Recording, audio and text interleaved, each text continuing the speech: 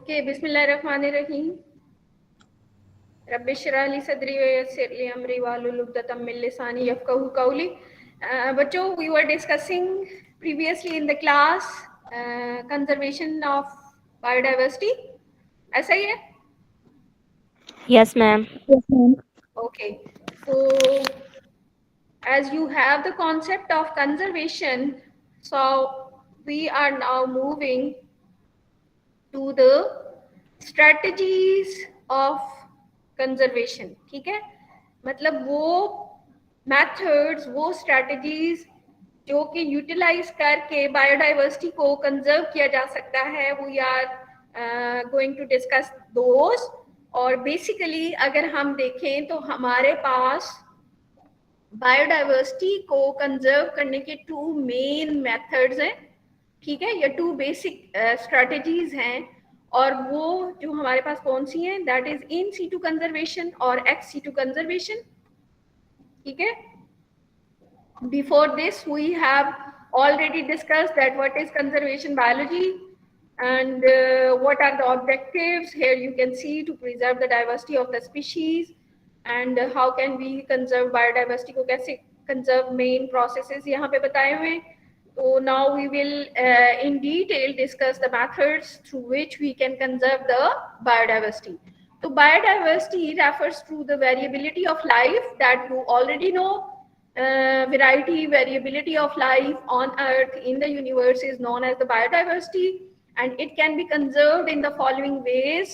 जो two main ways हैं biodiversity को conserve करने के, in situ conservation और ex situ conservation. Today we will discuss in detail the in situ conservation, or in situ is the inside। क्या है?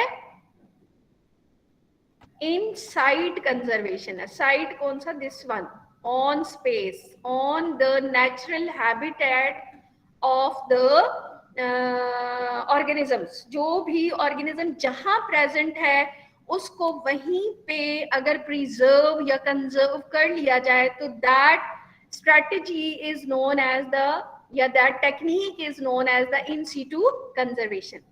ठीक है, तो in situ conservation क्या है बायोडाइवर्सिटी की?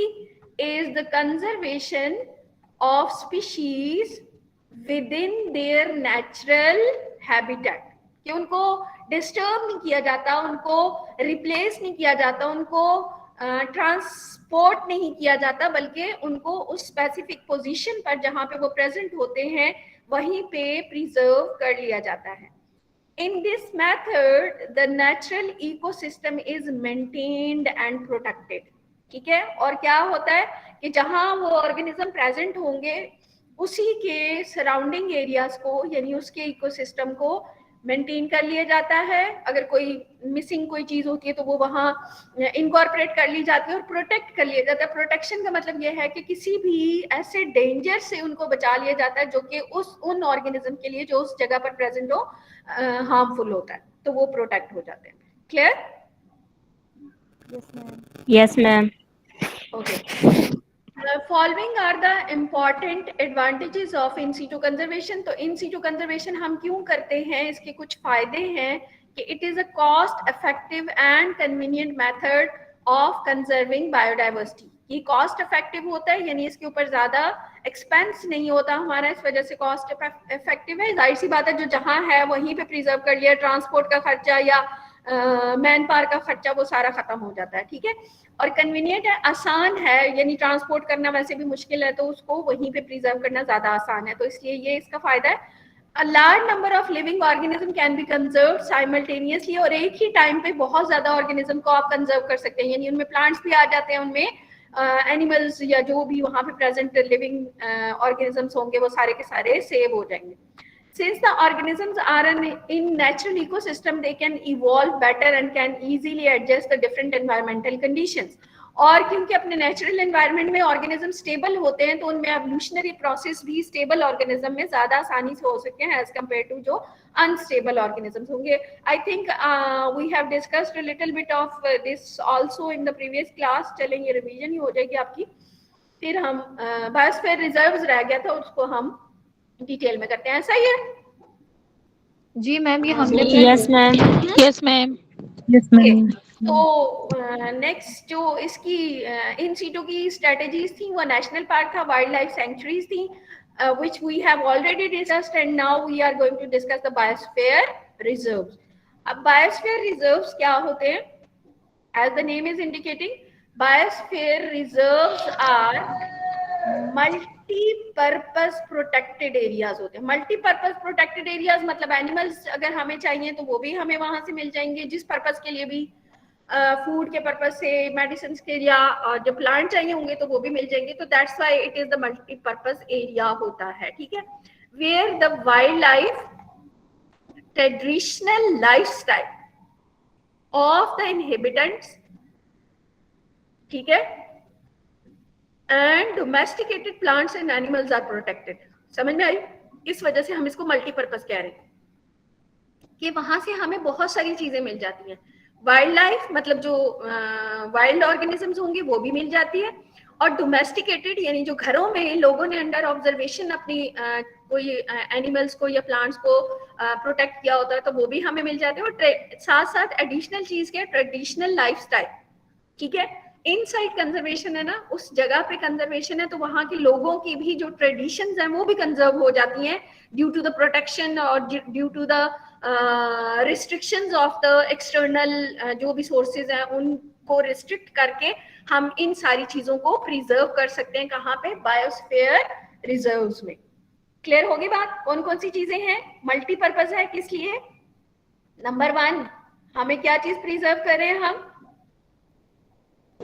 Wildlife. Wildlife. Wild life. Number 2 Traditional lifestyle of है, inhabitants. वहाँ के लोग पहनते क्या है, खाते क्या है, बिहेवियर कैसा है, ये सारी चीजें ये भी प्रोटेक्ट हो जाती हैं क्योंकि इन्फ्लुएंस एक्सटर्नल खत्म हो जाता है ना इस वजह से, तो वो वहां पे रिस्ट्रिक्ट हो जाते हैं। डोमेस्टिकेटेड प्लांट्स और इसी तरह से डोमेस्टिकेटेड एनिमल्स, तो ये इन सारी चीजों की वैरायटी हमें बायोस्फीयर रिजर्व से मिलती है। Clear? Tourist and research activities are permitted here. तो यहाँ की जो लॉज हैं वो क्या है कि जैसे हमने पीछे नेशनल पार्क में या सेंचुरीज में कुछ चीजें अलाउ पड़ी थी, कुछ प्रोहिबिटेड पड़ी थी, तो यहाँ पे भी ऐसा ही होता है कि टूरिस्ट जो हैं वो इन एरियाज को विजिट कर सकते हैं जिन एरियाज को हमने बायोस्फीयर रिजर्व्स कंसीडर कर लिया होता है, और वहाँ पे रिसर्च एक्टिविटीज भी यानी कोई लैब वगैरह भी बनाई जा सकती हैं और वो भी की जा सकती हैं, या वहाँ से सैम्पलिंग भी की जा सकती है रिसर्च पर्पज से। Clear? There are about 500 biosphere reserves in over 100 countries के अंदर, तकरीबन अगर पूरे दुनिया में 100 countries जिनमें biosphere reserves हैं उनको देखा जाए तो तकरीबन हमारे पास 500 यानी पर एवरेज निकालो तो 5 biosphere reserve हर कंट्री में मिलते हैं।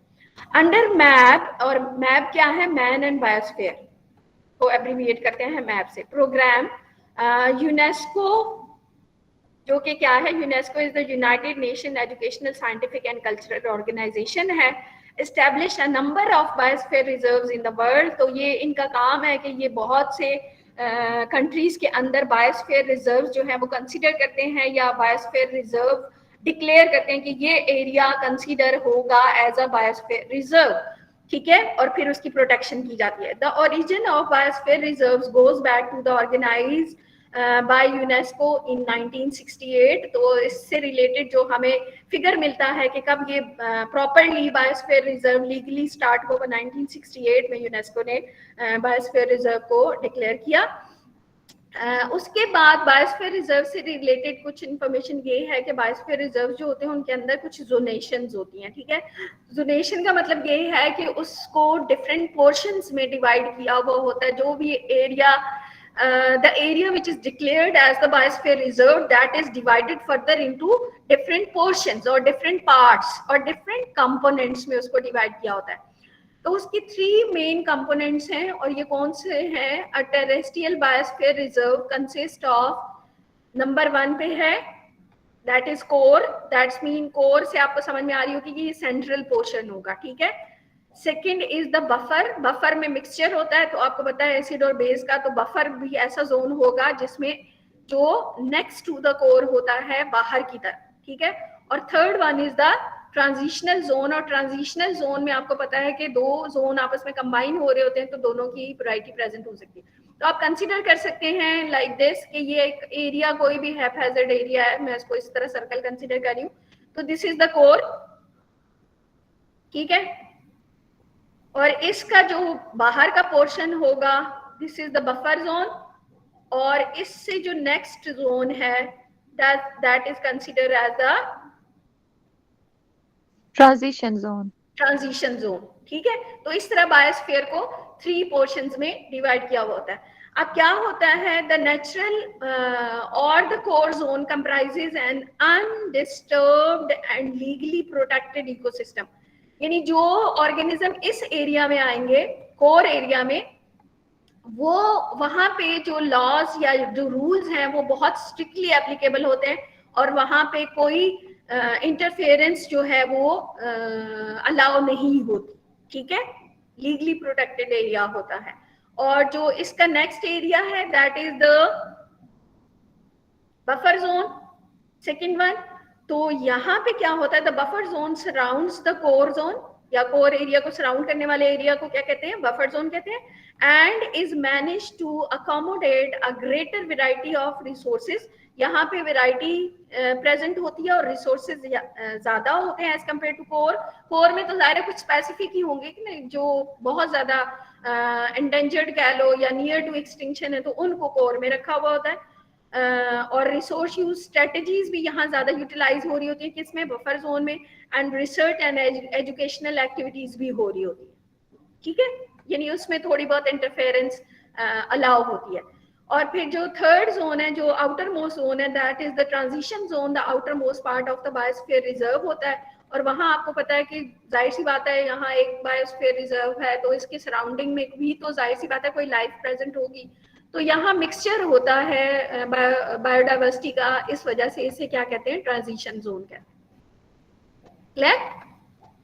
Yes ma'am. Yes, ma'am.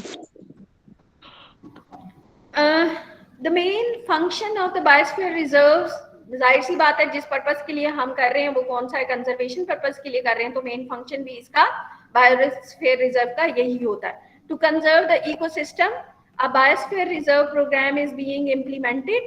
For example, conservation of landscape. इसमें landscape की भी conservation, मतलब जो land का area है, either it is a mountain, either it is a stream, either it is a plain, कोई भी एरिया है उसको उसकी ओरिजिनल फॉर्म में मेंटेन रखना, तो ये that is the conservation of the landscape.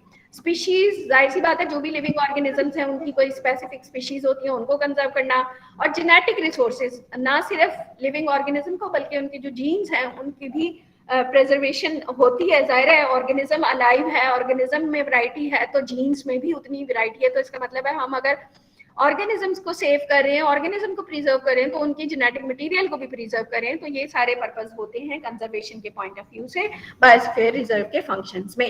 It also encourages traditional resource use, और ये ट्रेडिशनल मतलब हमने कहा कि हम वहाँ की ट्रेडिशन को भी बचा रहे होते हैं, उसको भी कंजर्व कर रहे होते हैं, जिस एरिया को बायोस्फीयर रिजर्व डिक्लेयर किया जाता है, तो इस वजह से हम उनके ट्रेडिशनल की जो रिसोर्सेज हैं, जो एनर्जीज हैं ह्यूमंस की, उनको भी या उनके कोई उनका कोई स्किल है उनका, कोई उनका कल्चरल कोई वैल्यू है, तो वो भी इस तरह से क्या हो जाती है, कंजर्व हो जाती है, ठीक है। और जो चीज कंजर्व हो जाती है जाहिर सी बात है वो मेंटेन रहती है, अदरवाइज आहिस्ता आहिस्ता उसमें चेंजेस आती हैं, वो खत्म हो जाती है। जी ma'am. Yes, ma'am. Yes ma'am. Okay, eco development और दूसरा फंक्शन जो है वो बायोस्फीयर रिजर्व्स का है कि वो क्या है कि इकोनॉमिकली डेवलपमेंट हो। जाहिर सी बात है जब सोसाइटी साउंड होती है, वो स्ट्रांग होती है, तो फिर डेवलपमेंट के प्रोसेसेस भी होते हैं, तो यही पर्पस होता है कि चीजों को पहले वो स्ट्रांग बनाया जाए, सेव किया जाए, और फिर वो डेवलपमेंट में पार्टिसिपेट करें। The concept of eco development integrates the ecological, ठीक है, यानी वहाँ की जो एनवायरनमेंट है वो, और इकोनॉमिक यानी वहाँ का जो अर्निंग है। Economic is basically with reference to the earning, और with reference to the trade, और with reference to the commercialisation से रिलेटेड ना, तो वो पैरामीटर जब दोनों कोप करते हैं तो sustained conservation of ecosystem bye involving the local people को यूज करके फिर इकोसिस्टम को सस्टेनेबल बनाया जाता है, जिसपे आपने असाइनमेंट भी बनाई है, ठीक है, with the maintenance of earth ear mark regions, ear mark यानी जिनके ऊपर खास तवज्जो देनी चाहिए, ऐसे रीजन को फिर मेंटेन किया जाता है लोगों की हेल्प से। तो इससे इकोनॉमिकली डेवलपमेंट आती है सोसाइटीज के अंदर। क्लियर? तो ये भी एक फंक्शन है बायोस्फीयर रिजर्व्स का। Biosphere reserves are also used to promote economic development, वही कि इकोनॉमिकली लोग स्टेबल हो, पैसे की रेल पेल हो, जिसे कहते हैं economic development is that which is culturally, socially and ecologically sustainable. ठीक है? Scientific research function is the third function of biosphere reserve. तो बायोस्फीयर रिजर्व के जो प्रोग्राम्स होते हैं उनके थ्रू ऐसी चीजें लॉन्च की जा सकती हैं कि जिससे साइंटिफिक मैनेजमेंट होती है and wise use of ecosystem किया जा सकता है कि कौन सी चीजों को ज्यादा प्रिजर्व किया जाए, कौन सी कंडीशंस को प्रिजर्व किया जाए, तो हमारे पास कौन से लिविंग ऑर्गेनिज्म आएंगे और उनको कैसे, उनकी प्रोडक्ट को या उन लिविंग ऑर्गेनिज्म को यूटिलाइज करके कैसे फायदा उठाया जा सकता है। To provide support for research, monitoring, education and information exchange related to conservation issues।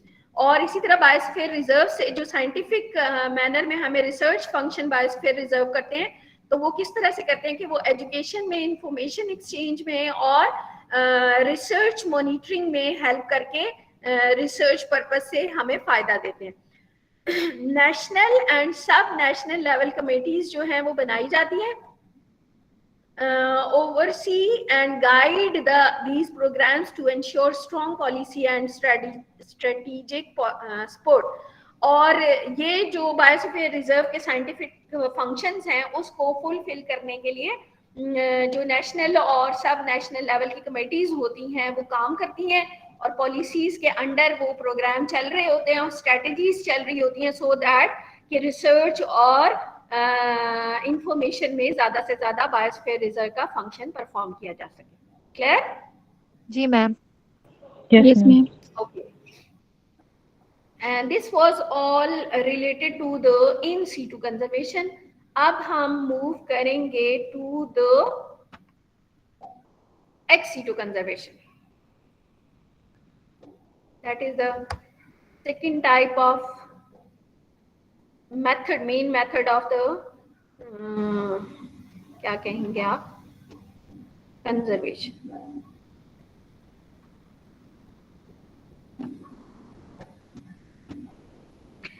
Here you can see the slide related to the ex situ conservation। हाँ, ex situ conservation लिखा हुआ नजर आ रहा है। That is the second main strategy और technique to conserve the biodiversity. और ex situ conservation का मतलब होता है ऑफ साइड कंजर्वेशन। वो क्या था? इनसाइड या और ये क्या है? ऑफ साइड, यानी कि जो लिविंग ऑर्गेनिज्म किसी एक जगह पे प्रेजेंट है उसको वहां से रिमूव किया जाएगा और कहीं और जाके प्रिजर्व किया जाएगा, तो that becomes the Ex situ conservation. Of side conservation या ex situ conservation। ठीक है? हाँ, ex situ conservation is a technique of conservation। ठीक है? ये क्या है? टेक्निक है इस चीज की, कंजर्वेशन की। क्या करने के लिए? बायोलॉजिकल डाइवर्सिटी को आउटसाइड इट्स नेचुरल हैबिटेट करने के लिए। ठीक है? Mean ex situ is conservation is a technique to conserve the biological diversity outside its natural habitat। तो अगर ये कर रहे होंगे तो हम क्या कर रहे होंगे? ex situ conservation कर रहे होंगे। Targeting all levels of biodiversity. और जो ex situ होती है वो किसी भी लेवल ऑफ बायोडाइवर्सिटी पे ऑपरेशनल होती है, फंक्शनल होती है। फॉर एग्जांपल हमने जो बायोडाइवर्सिटी की डिफरेंट टाइप्स पढ़ी थी पीछे, genetic diversity, species diversity, ecosystem की डाइवर्सिटी, तो इन सारी चीजों पर एप्लीकेबल है ex situ कंजर्वेशन। यानी हम इन सारी चीजों को उनकी नेचुरल हैबिटेट से रिप्लेस करके कहीं पे भी जाके प्रिजर्व या कंजर्व कर सकते हैं। Its concept was developed earlier before its official adoption under the Convention on Biological Diversity। CBD जिसको कहते हैं बायोलॉजिकल डाइवर्सिटी का कन्वेंशन होता है। और ये जो है इस कन्वेंशन में ये सबसे पहले ये प्रोसेस बताया गया कि ex situ conservation is something to be done for the conservation of the biodiversity, or in general ex situ conservation is applied as an additional measure to supplement in situ conservation. मतलब in situ तो पहले से ही present था या in situ चीजों को पहले से ही प्रिजर्व किया जा रहा था, लेकिन फिर इस चीज की भी रिक्वायरमेंट हुई कि एक्स सिटू कंजर्वेशन भी होना चाहिए, यानी चीजों को रिप्लेस करके भी प्रिजर्व करने का प्रोसेस होना चाहिए ताकि इन सीटू के रिजल्ट्स को बढ़ाया जा सके या कंजर्वेशन के प्रोसेस को इनहेंस किया जा सके। तो उसको सप्लीमेंट करने के लिए या उसको कंजर्वेशन की प्रोसेस को बढ़ाने के लिए एक्स सीटू कंजर्वेशन भी स्टार्ट हुई। ब्रॉड लेवल पे अगर देखा जाए तो ex situ conservation includes a variety of activities. मतलब एक्स सीटू में हम क्या कुछ करते हैं, डिफरेंट काम करते हैं। क्या करते हैं? एक तो मैनेजिंग कैप्टिव पॉपुलेशन करते हैं। कैप्टिव पॉपुलेशन वो पॉपुलेशन होती है जो अंडर द ह्यूमन ऑब्जर्वेशन होती है, उसे हम क्या कहते हैं? Captive population. ठीक है, तो उसकी मैनेजमेंट हो सकती है। इसके अलावा ex situ conservation can be use for the educational and raising awareness purposes के लिए भी यूज हो सकती है। जाहिर सी बात है, कोई प्लांट कोई ऑर्गेनिज्म हम कहीं से ला के लैब में आप लोगों को दिखा के आपको उसके बारे में अवेयरनेस दे सकते हैं या उसके बारे में इंफॉर्मेशन या उसकी मॉर्फोलॉजी वगैरह स्टडी करा सकते हैं। ठीक है, तो ये एजुकेशनल पर्पस हो जाता है किसका? एक्स सीटू कंजर्वेशन का। इसी तरह से spotting research initiatives, ex situ conservation से हम बायोडाइवर्सिटी को यूज करके रिसर्च इनिशिएटिव्स ले सकते हैं। मतलब उन पे रिसर्च स्टार्ट करके किसी भी चीज से रिलेटेड काम कर सकते हैं। इसी तरह से collaborating with in situ efforts और एक्स सीटू जो कंजर्वेशन है उनको कोलैबोरेट कर सकते हैं इन सीटू के साथ ताकि कंजर्वेशन का प्रोसेस जो है वो प्रोसीड हो सके या फास्ट हो सके। तो ये सारे पर्पसेस हैं एक्स सीटू कंजर्वेशन करने के। It is used as valuable tool. Ex situ conservation क्या है? एक टूल है। किस पर्पस के लिए? To in studying and conserving biological resources. किस चीज का टूल है? कि हम बायोलॉजिकल रिसोर्सेज को कंजर्व कर सकें, जिसमें प्लांट्स भी आते हैं, एनिमल्स भी आते हैं और माइक्रो ऑर्गेनिज्म भी आते हैं। ठीक है, फॉर डिफरेंट पर्पसेज। और इन चीजों को हम किस लिए बचाते हैं? मुख्तलिफ पर्पसेज के लिए बचाते हैं। अब हमारे उसमें लिविंग बीइंग भी आ जाती है, हमारे उसमें शेल्टर भी आ जाता है, हमारे उसमें फूड पर्पस भी आ जाता है, मेडिसिनल पर्पस, जो भी जिस पर्पस से हम इन चीजों को बचाना चाह रहे हैं हम बचा सकते हैं through ex situ conservation. Such as ex situ की फर्दर जो हमारे पास टेक्निक्स हैं वो कौन कौन सी हैं? जो जूस भी बना सकते हैं हम, कैप्टिव ब्रीडिंग भी कर सकते हैं, एक्वेरियम भी बना सकते हैं, बोटानिकल गार्डन भी बना सकते हैं और जीन बैंक्स वगैरह भी बना सकते हैं ताकि हम एक्स सीटू की कंजर्वेशन कर सकें। ठीक है, इसमें जो हमारे पास सब टेक्निक्स हैं या इस स्ट्रेटजी एक्स सीटू स्ट्रेटजी की जो टेक्निक्स हैं वो हम यहाँ डिटेल में डिस्कस करते हैं। जैसे हमने कहा कि हम डिफरेंट वेज से एक्स सीटू कंजर्वेशन कर सकते हैं। तो उसमें पहली टाइप हमारे पास जूस की है। जू आप लोगों ने, बहुत से लोगों ने अभी भी देखा होगा और बचपन में तो मोस्टली सबको ही शौक होता है जानवर देखने का, क्योंकि खुद भी तो वैसी हरकतें कर रहे होते हैं। ऐसे ही? Yes ma'am. हाँ ऐसे ही है। तो जू सबने देखा हुआ? जी कोई ऐसा भी शहजादी है जिसमें ना देखो? चले, अब जू क्या है? वो एक्स सीटू कंजर्वेशन की एक टेक्निक है। कैसे? जूस और ज़ूलॉजिकल गार्डन्स भी कहते हैं उनको। ठीक है, क्योंकि वहां पे हमने कोई नेचुरल हैबिटेट वगैरह भी थोड़े बहुत बनाए हुए होते हैं up to fulfil the requirement of the animals जो वहां पे प्रेजेंट है। और ज़ूलॉजिकल पार्क्स भी कहते हैं उनको, इन विच एनिमल्स आर कन्फाइंड। कहाँ कन्फाइंड होते हैं? मतलब रिस्ट्रिक्ट कर देते हैं एनिमल्स को। जूस किसके लिए होते हैं? एनिमल्स के लिए होते हैं। कहाँ कन्फाइंड होते हैं? इनक्लोजर्स में, यानी उनको पिंजरों में, जंगलों में बंद कर देते हैं या रुकावटों में, इनक्लोजर्स। और semi natural and open areas, या वहां पे कुछ नेचर से रिलेटेड चीजें भी रखी जाती हैं या कुछ ओपन एरियाज भी रखे जाते हैं। तो इन सारी चीजों का कॉम्बिनेशन, कुछ जंगले, कुछ ओपन एरियाज, कुछ सेमी नेचुरल एनवायरनमेंट, ये सारी चीजें कंबाइन होके जो एक लुक देती हैं वो किसकी देती है? जू की या ज़ूलॉजिकल गार्डन की देती है। और वहां पे क्या होता है? Display to the public. और जो एनिमल्स इन सारी चीजों, इन जगहों पे प्रेजेंट होते हैं वो पब्लिक को नजर आ रहे होते हैं या दिख रहे होते हैं या पब्लिक उनको देख सकती है। एंड विच दे में आल्सो ब्रीड। और वहां पे इन एनवायरनमेंट में रहते हुए ये जो एनिमल्स होंगे वो वहां पे ब्रीडिंग भी कर सकते हैं, मतलब वो अपना नंबर भी बढ़ाते हैं। दे तभी तो वो कंजर्व होंगे, वरना तो वो खत्म हो जाए बेचारे आखिर में। दे आर मैम जैसे सफारी पार्क्स होते हैं as important portion of conserving biodiversity। क्या हुआ? मैम जैसे सफारी पार्क्स होते हैं। माइक ऑफ करें बच्चों। ठीक है, तो बायोडाइवर्सिटी को कंजर्व करने के लिए जो जूज होते हैं वो बहुत इम्पॉर्टेंट वे होते हैं, इम्पॉर्टेंट मीन्स होते हैं ताकि बायोडाइवर्सिटी को कंजर्व किया जा सके। फॉर एग्जांपल किसी जंगल में आग लग जाती है, फॉरेस्ट इज ऑन फायर होता है, तो इन द रिजल्ट वहां पे जो इधर उधर भागे हुए ऑर्गेनिज्म होते हैं उनको अपना हो सकता है कि कोई नेचुरल एनवायरनमेंट ना मिले या हैबिटेट ना मिले या उनको कोई प्रीडेटर उनको खा जाए, तो बजाय इसके उनको वहां से पकड़ के किसी जू के अंदर डाल दे तो वो प्रोटेक्ट हो जाते हैं और इस तरह से उनकी ब्रीडिंग के थ्रू न्यू जनरेशन भी आ सकती है। तो इस तरह सेव किया जा सकता है एनिमल्स को विद द हेल्प। इसी तरह कोई प्लांट्स वगैरह हो तो उनको भी वहां लाके लगाया जा सकता है, वो बोटेनिकल गार्डन हो जाएंगे। That is also one of the way of the ex situ conservation to preserve the plants. तो लेकिन अभी हम किसकी बात करें? जूस की बात करें जिसमें एनिमल्स को हमने प्रिजर्व करना है, तो इस वजह से ये इंपॉर्टेंट वे है एनिमल्स को प्रिजर्व करने का। Zoos attract visitors and also and so are uniquely placed to have very large educational and economic values। और zoos जाहिर सी बात है general public can visit the zoos, can observe the animals, तो इस वजह से वहां पे जो भी ऑर्गेनिजम्स जो हैं प्रेजेंट होते हैं वो मोस्टली यूनिक ऑर्गेनिज्म ही होते हैं। जो हमारे पास कॉमन बिल्ली कुत्ते होते हैं उनको तो हम जू में नहीं रखते, हो भी सकता है कोई डिफरेंट टाइप हो तो रखी भी हुई हो सकती है, लेकिन मोस्टली वहां पे इस तरह के एनिमल्स रखे जाते हैं कि जो कि जिनकी कोई यूनिकनेस होती है, यानी कि वो डिफरेंट होती है बाकियों से, या उनकी कोई इकोनॉमिक वैल्यू होती है, या बहुत ज्यादा वो वैल्यूएबल होते हैं, या उनकी प्रोडक्ट्स जो है वो बहुत वैल्यूएबल होती हैं, इस वजह से उनको वहां प्रिजर्व किया जाता है। ठीक है, zoos not only act as places of entertainment, मतलब सिर्फ वो देख के खुश होने की जगह नहीं है। एनिमल के बिहेवियर को हमने देखा, बंदर उछल रहा था तो आप खुश हो गई, नहीं, बट आर आल्सो इंस्टीट्यूशंस हैं।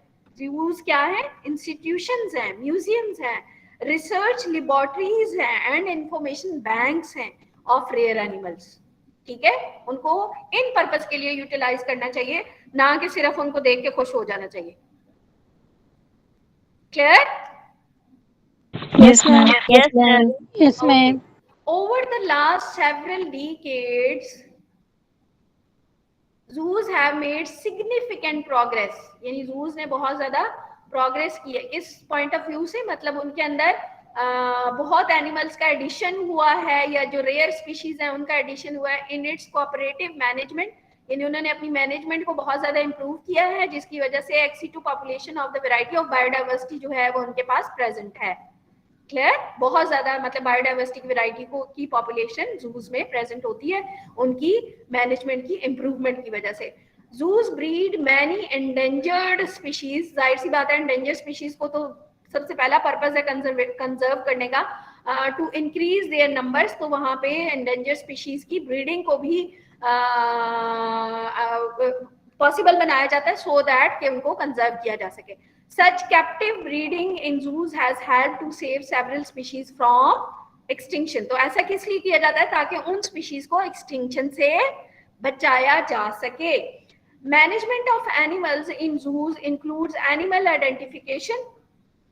ठीक है, यानी जूस की जो मैनेजमेंट होती है उससे एनिमल आइडेंटिफिकेशन में भी हेल्प होती है, उन एनिमल्स को हाउसिंग में भी हेल्प होती है, मतलब उनको शेल्टर भी मिल जाता है, हस्बेंड्री में भी हेल्प होती है, मतलब उनको ब्रीडिंग प्रोसेस में भी हेल्प होती है, हेल्थ उनकी इंप्रूव होती है, न्यूट्रिशन उनको प्रॉपर वहां पे मिल रही होती है, और ways of interaction with the public, और इस वजह से डिफरेंट वे से पब्लिक जो है वो उनके साथ इंटरेक्ट करके उनके बारे में इंफॉर्मेशन हासिल कर सकती है। क्लियर? जी मैम। उन ऑर्गेनिज्म के बारे में जो जू में प्रेजेंट होते हैं।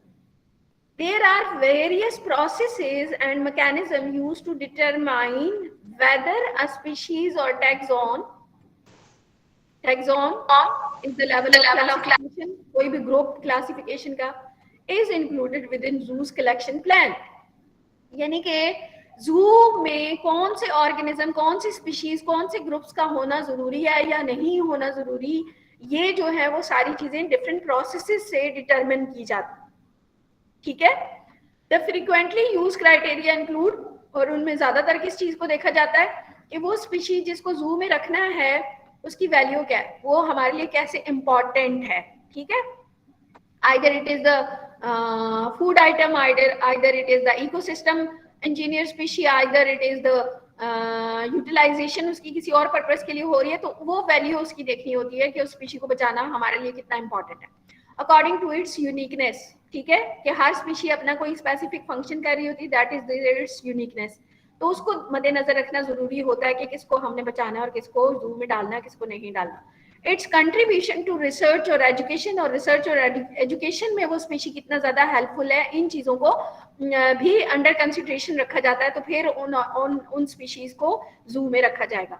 एंड कंजर्वेशन स्टेटस, और उस स्पीशी का कंजर्वेशन स्टेटस क्या है, either it is more in number, rich in number, और लेस इन नंबर, और एंडेंजर्ड, और एक्सटिंक्ट, और एक्सटिंक्ट तो नहीं होगी ज्यादा, और क्या कहते हैं फंक्शनल एक्सटिंक्ट हो सकती है, और रेयर हो सकती है, और क्या हो सकती है,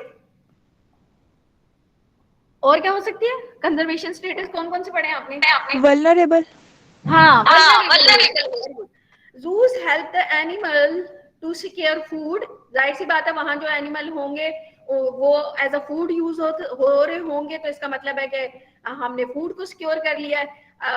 फॉर एग्जांपल ट्रीज वगैरह हैं उस जू के अंदर नेचुरल हैबिटेट में, तो हम कहेंगे कि हमने शेल्टर को क्या कर लिया है, सेव कर लिया है। सोशल कांटेक्ट की पॉइंट ऑफ व्यू से एंड मैट्स, तो ये सारी एनिमल्स को ये फैसिलिटीज जू से मिल रही होती हैं, किस तरह से, फूड की फॉर्म में, शेल्टर की फॉर्म में, सोशल कॉन्टेक्ट्स की फॉर्म में, और मेट्स की फॉर्म में, यानी ब्रीडिंग पर्पसेस के लिए। तो जूस जो हैं वो एनिमल्स को ये सारी फैसिलिटीज प्रोवाइड कर रहे होते हैं, तो इस वजह से फिर वो कंजर्व हो जाते हैं या प्रिजर्व हो जाते हैं। क्लियर? जी ma'am. Yes ma'am. Next start करें। Yes ma'am.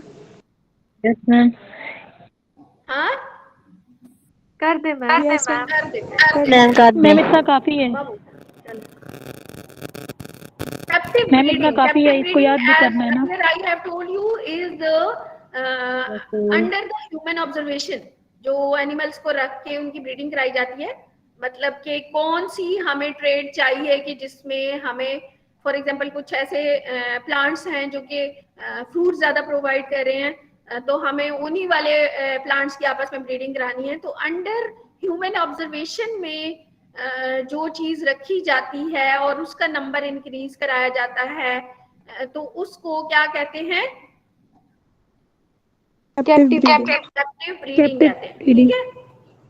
तो captive breeding is an integral part of the, और ये भी जाहिर सी बात है कहीं से हम ऑर्गेनिज्म को उठाएंगे, कहीं जाके अंडर ऑब्जर्वेशन रखेंगे और तब उसका नंबर इंक्रीज करेंगे, तो कराएंगे, तो दैट्स मीन कि ये भी एक्सीटो कंजर्वेशन की एक स्ट्रेटेजी है। Part of the overall conservation action plan for a species that helps to prevent extinction. तो कैप्टिव ब्रीडिंग भी स्पीशीज को एक्सटिंक्शन से बचाती है, सब स्पीशीज को और पॉपुलेशंस को, ठीक है। It is an intensive management practice for threatened individuals, तो थ्रेटेंड स्पीशीज को इसके थ्रू या पॉपुलेशंस को ज्यादा अच्छी तरह से बचाया जा सकता है या मैनेज किया जा सकता है, और स्पीशीज को by anthropogenic and natural factors. Anthropogenic human interference उसको कहते हैं, ठीक है, एंथ्रोपोजेनिक। और नेचुरल फैक्टर्स की वजह से अगर कोई हार्म हो स्पीशीज को तो उनको प्रोटेक्ट किया जा सकता है कैप्टिव ब्रीडिंग के through. In small and fragmented populations, even if the human caused threat could be magically reversed, मतलब अगर ह्यूमन भी इनके लिए खतरे का बायस हो तो कैप्टिव ब्रीडिंग से उन पॉपुलेशंस की या स्पीशीज को सेव किया जा सकता है।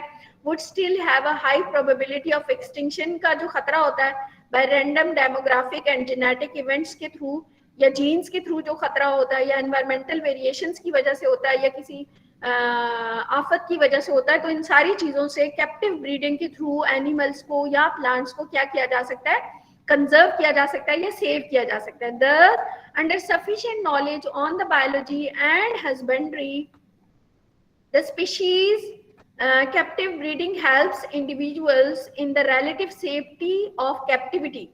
ठीक है, तो वो relatively safe होते हैं ओपन एनवायरनमेंट के मुकाबले में अंडर कैप्टिविटी, जब वो किसी के अंडर ऑब्जर्वेशन होते हैं, यानी कैप्टिविटी में होते हैं या किसी के कब्जे में होते हैं। ठीक है, तो अंडर एक्सपर्ट केयर, क्योंकि वहां पे उनको एक्सपर्ट के अंडर ऑब्जर्वेशन होते हैं वो, एंड साउंड मैनेजमेंट, और उनके लिए खास तौर पर काम किया जा रहा होता है, मैनेजमेंट की जा रही होती है, पैसा लगाया जा रहा होता है, जगह बनाई जा रही होती है, by providing an insurance against extinction, ताकि वो एक्सटिंक्ट ना हो। Clear? Yes, ma'am. Yes, ma'am. Okay, stock for reintroduction और reinforcement efforts, opportunities for education, ये यानी कि जो कैप्टिव ब्रीडिंग के थ्रू एनिमल्स को एक्सटिंक्शन से बचाया जाता है, तो हम क्या करें, हम ऐसा स्टॉक प्रिपेयर करें। स्टॉक मतलब इतना ज्यादा नंबर प्रिपेयर करें, किस चीज का, उन ऑर्गेनिज्म का या उन एनिमल्स को जिनको दोबारा से, फॉर एग्जांपल मैंने कहा कि किसी फॉरेस्ट में कोई फायर है और वहां से हमने कुछ ऑर्गेनिजम्स को प्रोटेक्ट किया है और अब हमने उनका ब्रीडिंग करा के उनका नंबर भी बढ़ा लिया है, तो अब हम अगर फॉरेस्ट में से आग खत्म हो गई है तो उस जगह पे कोई पौधे शौधे बच गए हैं, तो हम दोबारा से वहां पे वो ऑर्गेनिज्म रीइंट्रोड्यूस करा सकते हैं ताकि वो अपने नेचुरल एनवायरनमेंट में दोबारा से एस्टैब्लिश हो जाए। ठीक है, तो उस पर्पस के लिए भी कैप्टिव ब्रीडिंग के थ्रू स्टॉक प्रिपेयर किया जा सकता है। ठीक है, और अपॉर्चुनिटीज फॉर एजुकेशन, जाहिर सी बात है जो चीजें बच गई हैं कहीं से उनको एजुकेशन पर्पस के लिए भी यूज किया जा सकता है, रेजिंग ऑफ अवेयरनेस के लिए भी यूज किया जा सकता है, साइंटिफिक एंड हस्बेंड्री रिसर्च की पर्पस के लिए भी यूज किया जा सकता है उन कैप्टिव ब्रीडिंग वाले ऑर्गेनिज्म को, and other contribution to conservation are also possible through captive breeding. और इसी तरह से कंजर्वेशन के पर्पस के लिए भी उनको यूज किया जा सकता है कि उनको बचा लिया है हमने खत्म होने से।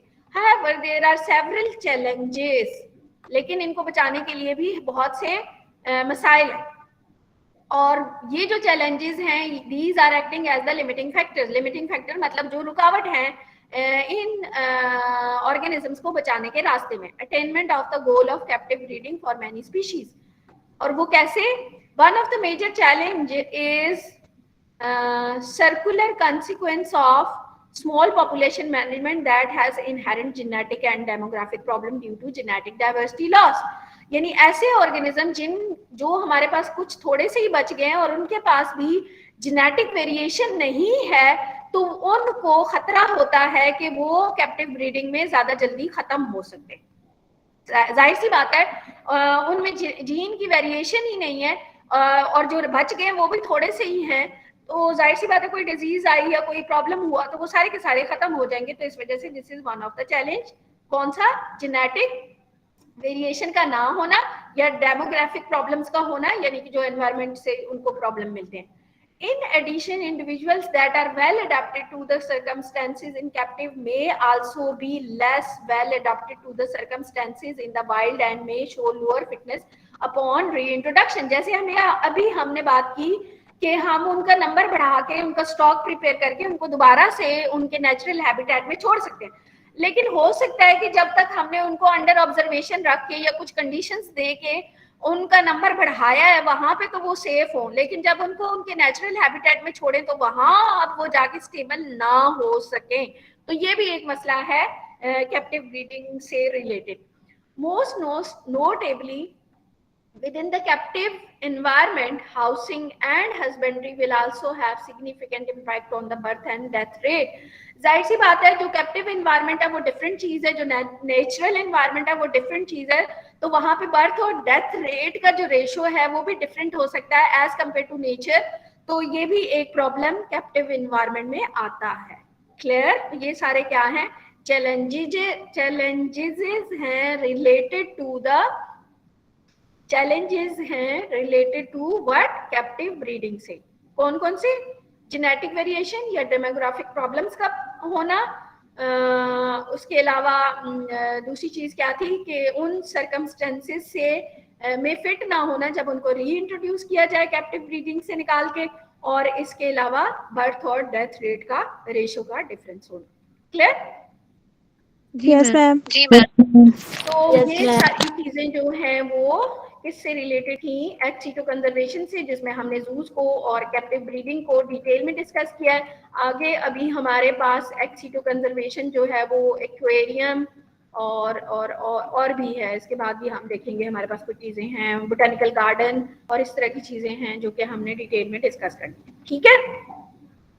Yes ma'am. मैम इनके नोट्स भी बनाने हैं रजिस्टर पे।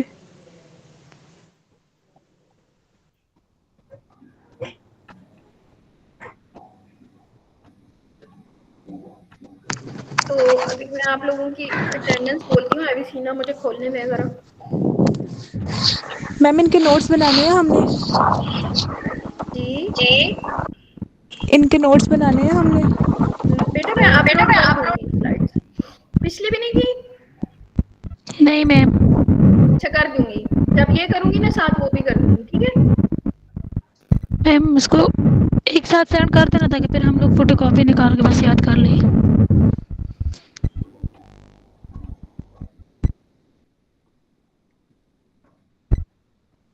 मैम मेरी बात सुने। मैंने ना सेकंड असाइनमेंट दी थी, उसमें वसीना पे 0 मार्क्स लगे हैं। आप लोग माइक बंद रखें जरा। मैं अटेंडेंस बोल रही हूँ और क्लियर अटेंडेंस आपने बोलनी है। जो नहीं बोलेगा मैं एब्सेंट लगा दूंगी। आप लोग अपने मुंह के करीब करें, मुझे आवाज कम आ रही है। आयशा क्लास में थी, उसका भी हूँ, मैसेज आया अभी कि बैटरी डेड हो गई है। तो फिर आ गई आयशा। मैं अभी इधर ही हूँ, बस बस ठीक है। बंद होने वाला है मेरा फोन।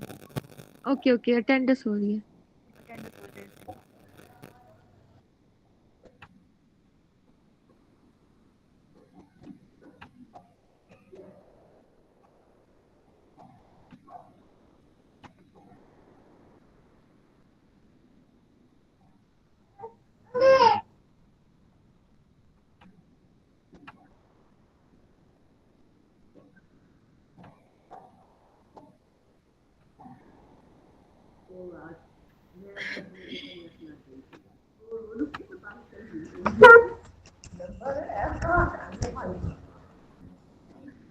किसी के बेबीज भी क्लास ले रहे हैं साथ? हुमाया अजीज, प्रेजेंट मैम, मैं प्रेजेंट हूँ। Subaina, present ma'am. Mariyam Rafiq, present. Eman. Present. Eman is not there. Ma'am वो बोल रही है प्रेजेंट। आवाज नहीं आ रही मुझे। एब्सेंट लगाऊं एमन की? अच्छा जी प्रेजेंट है। कायनात, मैम उसका सिग्नल इशू था तो वो अभी लीव उसने अच्छा की है जी meeting. Jalwa, present. Hina, present ma'am. Nimra, present ma'am. Shaista, present ma'am. Ayesha. Present ma'am. Ayesha is not there. Present ma'am. ऊंचा बोले ना आयशा, सो रही हो। ताहिरा, मैम प्रेजेंट बोल रही हूँ ना। Present ma'am. Heman, present ma'am. Atika, present. Iram, present ma'am. Kashifa, present ma'am. Misba, present ma'am. Shaista, present हूँ मैम। रिमशा। मैम। रिमशा नहीं है। Ma'am present. Present. Bushra, present. Sadia. Present ma'am.